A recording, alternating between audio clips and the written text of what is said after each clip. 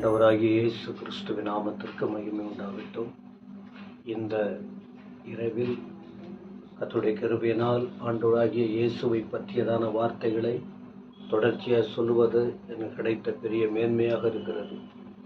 கடந்த நாள் போன வியாழக்கிழமை இயேசு கிறிஸ்து எப்படி பரமேறினார் என்றும் அவர் பரலோகத்திற்கு போன விதம் என்ன என்பதை தான் நாம் பார்த்து கொண்டிருக்கிறோம். அவர் எப்படி எடுத்துக்கொள்ளப்பட்டார் என்றும் எடுத்துக்கொள்ளப்பட்டவர் எங்கே இருக்கிறார் என்றும் நாம் பார்த்தோம். இன்றைக்கும் எடுத்துக்கொள்ளப்பட்டவர் என்னவாய் இருக்கிறார், அவருடைய நிலை என்ன என்பதை ஒரு வசனத்தை வாசித்து உங்களுக்கு குறிப்பிட விரும்புகிறேன். எபிரேயர் 7ஆம் அதிகாரம் 26ஆம் வசனம். இந்த ஆண்டவர் யார் என்று பார்க்கும்போது முதலாவது பரிசுத்தமுள்ள தேவன். என் ஆண்டவர் இயேசு பரிசுத்தர். அவரை போல இதுவரைக்கும் இந்த உலகத்தில் பரிசுத்தம் என்று சொல்வதற்கு யாரும் இல்லை. சொல்லிக்கொள்ளலாம், நாம் யாரையும் உயர்த்தவோ தாழ்த்துவோ அது எங்களுடைய நோக்கம் இல்லை. அவர் பிறப்பில் பரிசுத்தமானவர், வாழ்க்கையில் பரிசுத்தமானவர், ஊழியத்தில் பரிசுத்தமானவர், அவருடைய உலகத்தில் வந்து எல்லா விதத்திலும் அந்த பரிசுத்த தன்மை உள்ளவர். எவ்வளோ பேர் அவரை குற்றம் சாட்டும்படி அவரை பாவி என்று நிரூபிப்பதற்கு முயற்சி செய்தார்கள். ஒருவராலும் முடியவில்லை.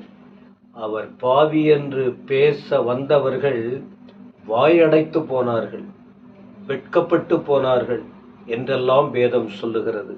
எனவே அவர் பரிசுத்தர். இரண்டாவது, குற்றமற்றவர்.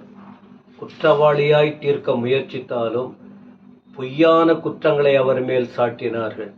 ஆனால் அவர் குற்றமற்றவராய் காணப்பட்டார். மூன்றாவது, மாசில்லாதவர். எப்படி தானியேலும் மற்ற 3 நண்பர்களும் பாபிலோன் தேசத்தில் சிறையாக கொண்டு செல்லப்பட்ட போது அவர்களை குறித்து சாட்சி சொல்லும்போது அவர் மாசில்லாதவர்களாய், ராஜ வம்சத்தை சார்ந்தவர்கள், எவ்வளவும் அவரிடத்தில் குறை இல்லை என்று சொல்லுகிற அளவுக்கு இருந்தார்களோ, ஆனால் அதை போல என் ஆண்டவர் இயேசு மாசில்லாதவராய் காணப்பட்டார். நான்காவது, பாவிகளுக்கு விலகினவர். பாவம் சுற்றிலும் இருந்தது, பாவிகள் சுற்றிலும் வந்தார்கள். பாவிகளை அவர் நேசித்தார், பாவத்தை அவர் வெறுத்தார்.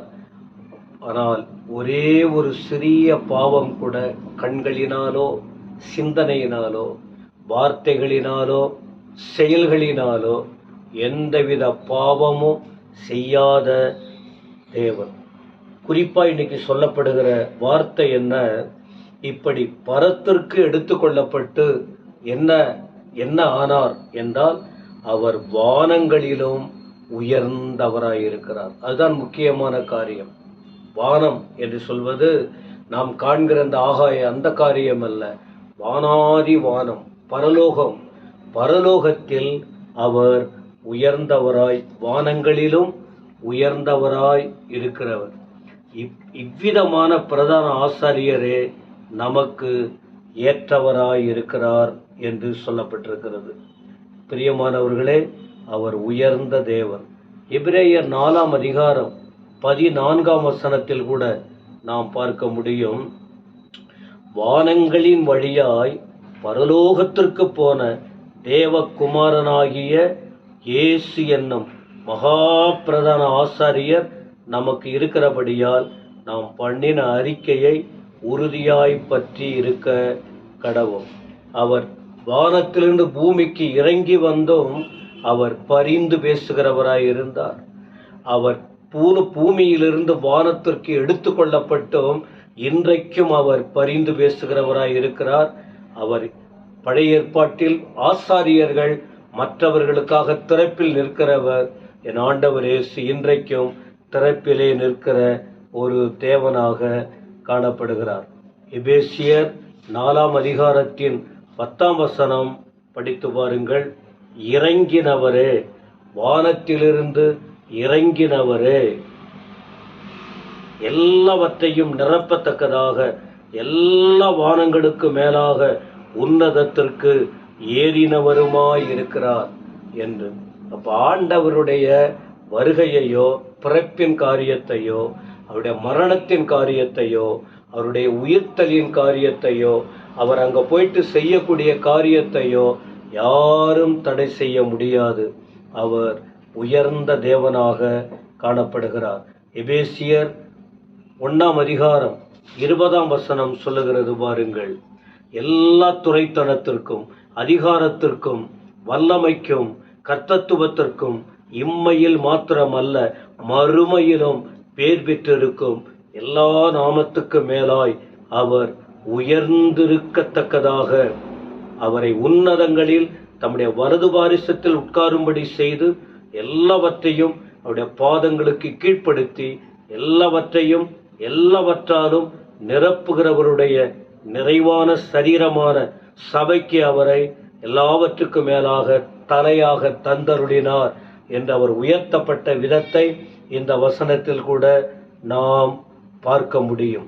அப்போஸ்தலர் 5:31 இப்படியாய் சொல்லுகிறது.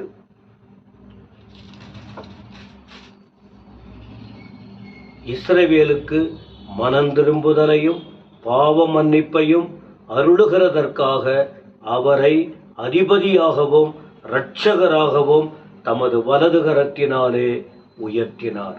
பிதாவாகிய தேவன் அவர் இயேசுவை உயர்த்தினார். இயேசு கிறிஸ்து உயர்த்தப்பட்டார். பூமியிலும் சரி பரலோகத்திலும் சரி இந்த உயர்ந்த தேவனை நீங்கள் நம்புங்கள், விசுவாசியுங்கள். தொடர்ச்சியாய் அவருடைய தன்மைகளை குறித்து பார்க்க பரிசுத்த ஆவியானவர் கிரியை செய்வாராக.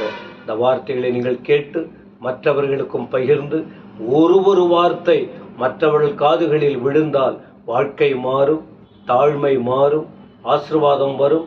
ஜனங்கள் கர்த்தரை பற்றி கொள்வார்கள், ஆசீர்வாதமாய் இருப்பார்கள். தேவன் அப்படிப்பட்ட தயவை தருவாராக. பரலோக பிதாவே துதிக்கிறோம். கர்த்தருடைய வல்லமை இறங்கும்படி ஒப்பு கொடுக்கிறோம். இந்த வியாழக்கிழமை தோறும் எங்கள் ஆண்டுடைய தன்மையை குறித்து நாங்கள் படித்து கொண்டிருக்கிறோம். வாழ்க்கை மாறட்டும், கிரியை செய்யும் உயர்த்தப்பட்ட தேவன் மற்றவர்களை உயர்த்துவதற்கு வல்லவராக இருக்கிறீர். கிரியை செய்யுங்கப்பா. துதிகன மகிமை நீர் ஏற்றுக்கொள்ளும். இயேசு கிறிஸ்துவின் நாமத்தில் ஜெபங்கேளும் நல்ல பிதாவே. ஆமென், ஆமென்.